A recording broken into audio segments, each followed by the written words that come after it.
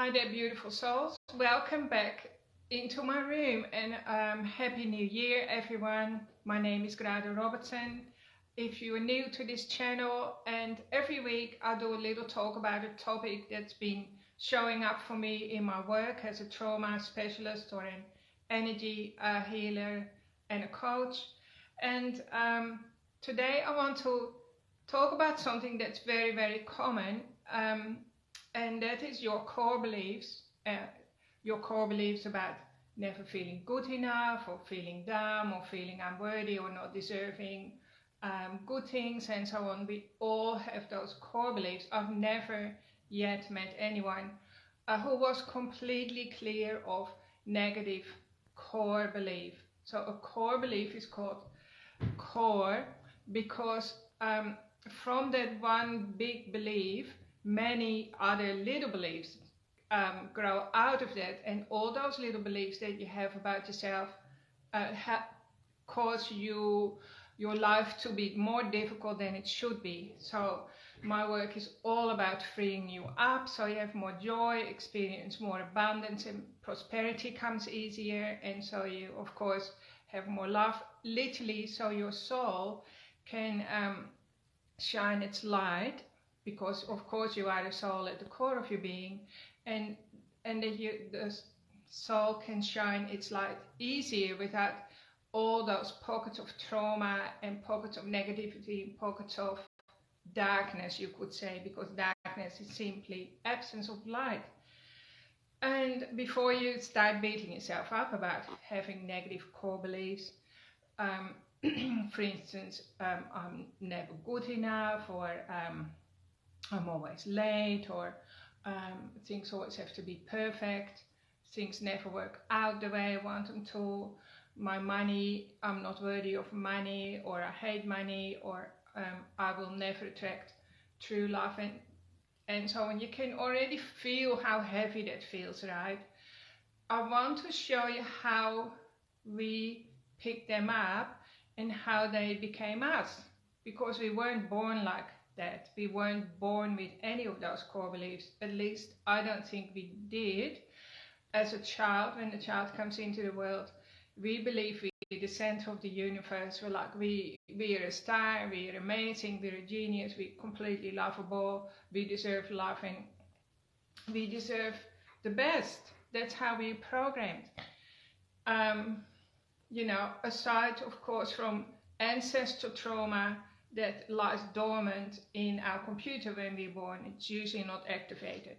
Alright, so what happens when we experience a trauma? Two things happen, and this is what people don't understand a lot of the time. So a trauma is something as a little child that happens to you, it's too big for you. You can't deal with it. You haven't got the resources to deal with it. And also on the outside, nobody is coming to help you. So you also know outside resources. That qualifies as a trauma.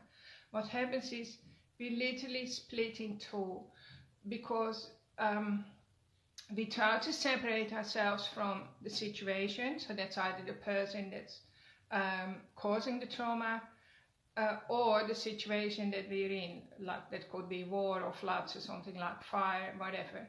So if we can't separate ourselves from the source of our pain, what will happen is the mind protects you, and it will split itself in half, or it will split off from us. It will separate from itself and create like a little mini me, a little mini you that contains those memories, the difficulty, the trauma, and then it pushes that part or split away from itself. And there's a word for that. I normally call it split. It's called fracturing. I knew that had a proper word. This is the process of fracturing. And your mind does that to protect itself, because basically the role of the mind is to keep us alive, and to keep us alive at all costs, even if it has to split itself into 100 fractures, or into 500 or 1,000, right? Now, all of us, even the healthiest, sanest human being, has fractured selves inside the nervous system. Some people more, of course, depending on how difficult your life has been, how much trauma you've had, especially in your childhood.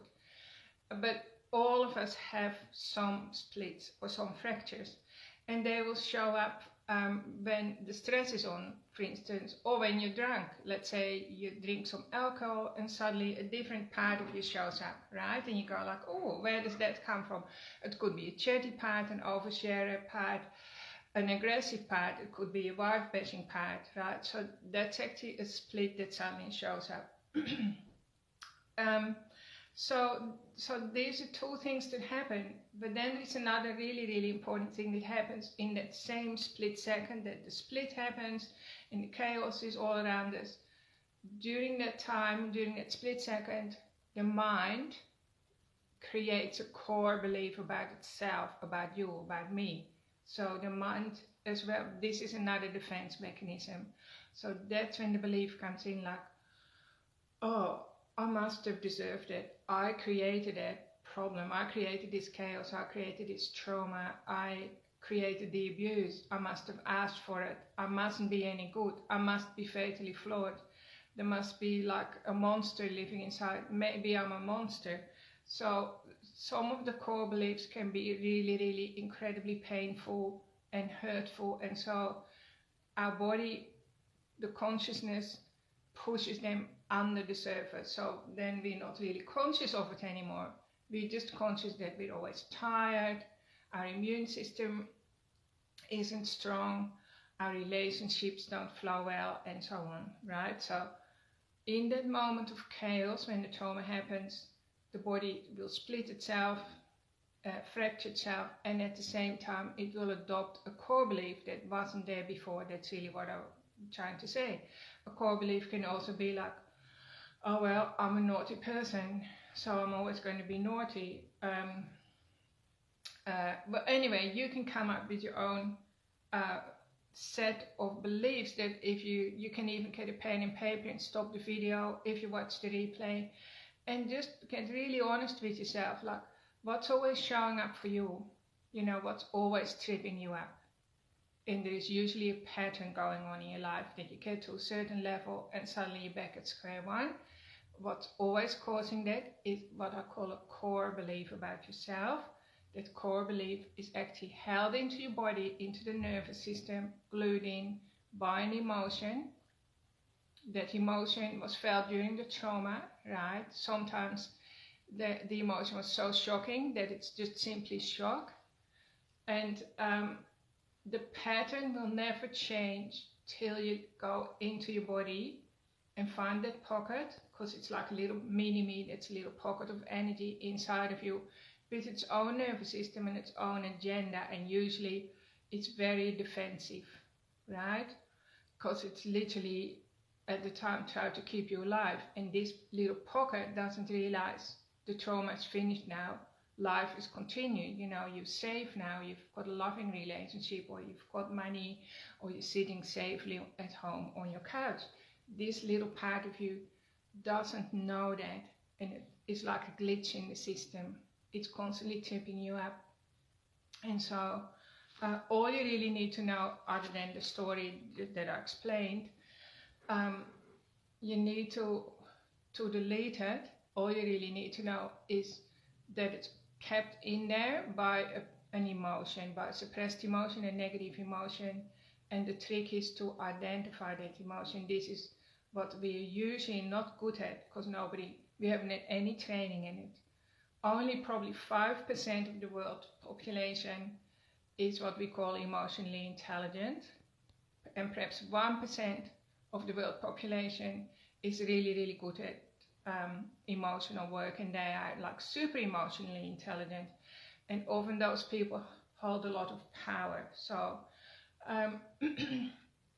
all right, so for instance, if trauma happened, you were 3, the world blew up around your ears, it doesn't matter what happened, if you spilled your soup, or whether your parents had an argument, or worse, because lots of children, of course, have been abused and molested, many more than you could ever guess. So that child will split itself off And at the same time, it develops a belief about itself to say, I deserve that, I deserve punishment, I'm not good enough, there's something wrong with me. So then a behavior, a defensive mechanism starts showing up because the body wants to create order out of chaos. And so the defense mechanism can be, I'm always going to work hard, I'm always going to show up perfectly. So you could become a workaholic or a perfectionist. What's another one? I'm never going to let people see me hurt ever again. I'm never going to allow myself to be vulnerable. And by the way, if you can't be vulnerable, that destroys your relationships. And then a big one that I see is I'll always put myself last, right? Especially lots of women do that. Lots of moms always, they feel good when they put themselves last. But of course, this is not going to give you a great life, because we need to be able to do both. Like, you also need to be able to put yourself first sometimes, right? So this is all about creating wholeness and flexibility into your nervous system. So I just want to do a little practice with you, and then you can take this on board, hopefully, and do some of this work with yourself every day to create like really good results for yourself, right? Because just releasing one pocket is already going to release tremendous amount of energy, going to boost your immune system, make you feel less triggered and more at peace, and so on. So we're literally going to defrost a frozen emotion which is stuck in your body. So let's start, and I want you to just simply now close your eyes and become very present for your body, because we're talking, of course, about the nervous system. You as your body, as an embodied soul, and we're looking for a particle or a pocket that contains some of this stuck energy. And it will show up as a little niggle, an itch, tension somewhere, usually an ache or a pain. So let's just pretend, for the sake of the video, that I feel something here, because everyone can see that. So I'm becoming aware of like this little bit of tension going on in my forehead. Right? So you can just choose whichever part. So now you shower that part of your body with all your attention, your 100% focus. And we're using the mind, we're enlisting the help of our mind to dissolve this pocket, because it's the mind that created it in the first place, and now we're using our own mind, that same mind, to heal the problems that it caused in the first place. So you find your spot, and then you ask yourself, is it still or is it moving? So in my case it's still, but sometimes it feels, other people might feel like it's rotating, going round and round. Then you can say, is it turning left clockwise or is it turning anti-clockwise? Is it big or is it small? And if you say big, how big is it? Is it the size of a basketball court? The size of Tasmania? Or is it small like a matchbox, or even smaller like a marble? So you just tune into your body and allow the answers to come to you. Is it hollow, or is it solid? Sorry. Is it hollow or is it firm? If it had a color, what color would you give it?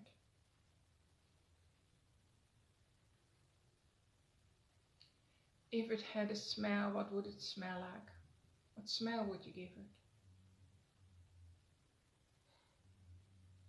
If it had a taste, what would it taste like? Just use your imagination. You can come up with any answer. There's no right or wrong.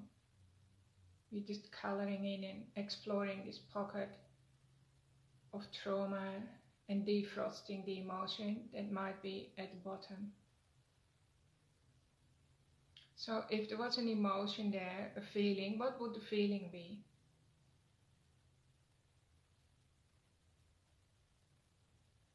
And the feeling could simply be like, I feel tense, pressured, scared, sad. The big ones are anger, frustrated, sad, or scared.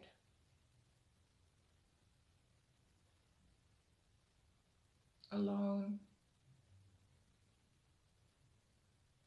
overwhelmed, panicky, whatever comes up. So just still focusing on that same spot. Is there anything else that wants to show up? So for instance, you could ask yourself, if I were to touch this spot with my hands, what would it feel like? Would it be prickly? Would it be cold? Would it be smooth or slimy or hot? And if you write all this down, it's even better, because your body then believes that you're taking yourself serious, and it starts to trust your mind again. This is how you heal your own mind, your fractured parts, and invite it back into your body. So after a while, you wait for the emptiness to come in. So you empty it all out. So maybe I've forgotten something. So color, we mentioned color, consistency. Is it moving? Is it big? Is it small?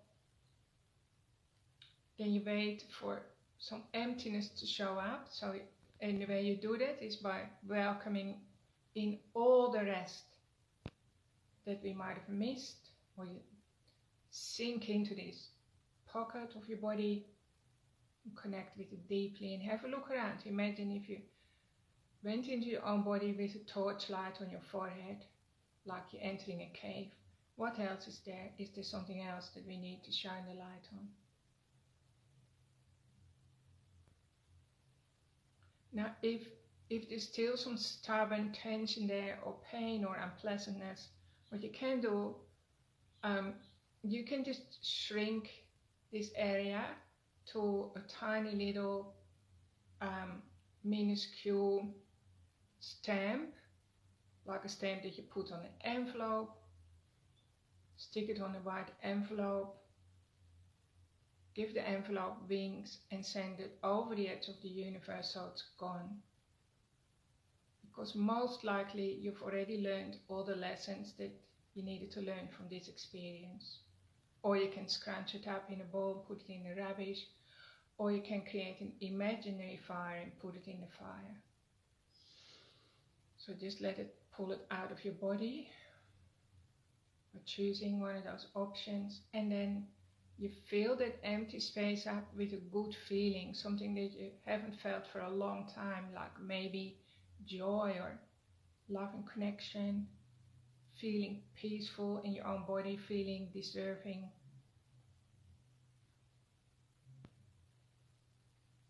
Feeling light, buoyant, confident. Just choose something that you absolutely crave for yourself and fill that empty space up. Then you take a nice deep breath, and then you come back into your body. And so this is how you can delete one of those pockets of frozen trauma that is stuck in your body,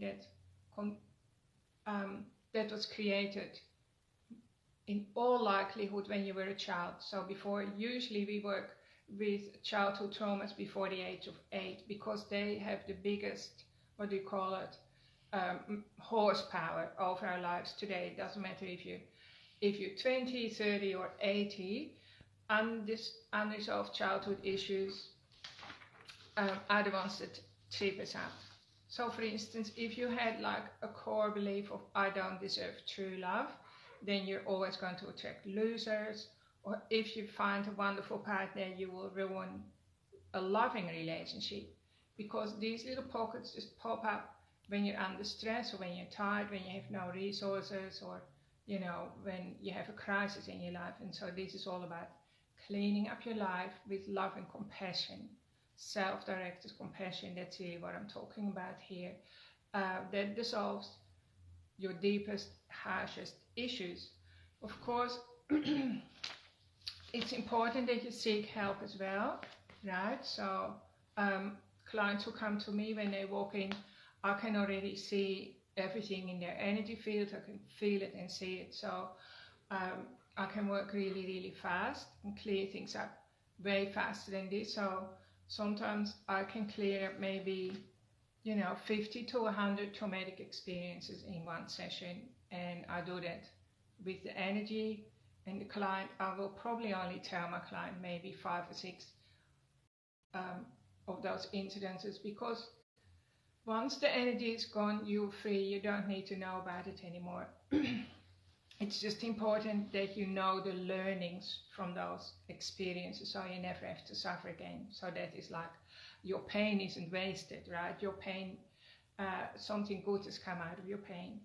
All right, so I hope that you enjoyed this, that that you're starting to understand something about your own behavior, that you're starting to rebuild some trust between you, your body and your mind, because the body, mind and everything is working good. You have a terrific life, of course. Good to hear, Tess. It's always good to have reminders, isn't it? Yeah, I always love listening to other healers as well. So it's just refreshing. We all need to be reminded of our own awesomeness, so that our soul light can show through without too much dust lying on top. Okay, thanks everyone. Thanks for tuning in today. And if you have any questions, send me an email or give me a call. Send me a message. And if there's something you want me to talk about next week, I can do that as well. Thanks everyone. Have a really, really great week. And I hope you do lots of little practices, deleting all the little black pockets in your body. Bye everyone.